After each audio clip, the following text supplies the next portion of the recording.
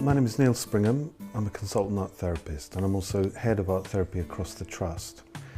And that means I'm involved in both delivering art therapy as a psychological therapy, but also involved in social inclusion where it involves the arts. Art therapy is really very much like it sounds. It's working with people therapeutically using art. So someone would come into the room and they'd make a piece of art and we'd try and build up communication through their art. So it's a way of helping people to talk about things that is hard to put into words. My name is Elet Gorbani. I'm a service user. Hello Elet, come in. I was referred by my psychiatrist for an episode of 6 to 9 months art therapy after I had psychosis. Personally, I thought I was beyond help, so I was consumed by a lot of thoughts that weren't based in reality. The kind of people who would come to art therapy in the Trust would be those people who have quite serious and complex mental health issues. So that would be schizophrenia, other forms of psychosis, quite serious depression and personality disorder. Art therapy was something new for me. I've never heard of it. I knew from school time that I had, in my background in education, I had some lessons in art, but that's all about it. I never realized how effective or what kind of impact it can have. Often people will have art therapy alongside other interventions like medication or perhaps when they're working with a community psychiatric nurse.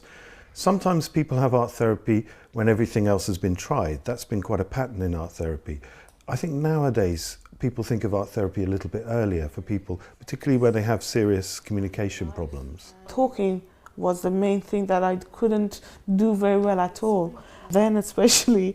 And I was given a paper and I had different mediums from pencil to watercolor to pastels, which I quite like, oil pastels especially.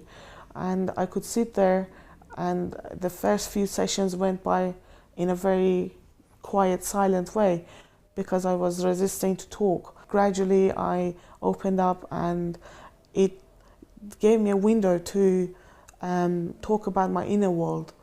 I see my role as an art therapist as being involved with treating people as a psychological therapy, but also to think about what comes after the treatment, because that's very important because people suffer a lot of isolation, a lot of stigma. I do a lot of work going out to local arts organisations, in a sense to make them more mental health friendly, so that they can take the people that we see.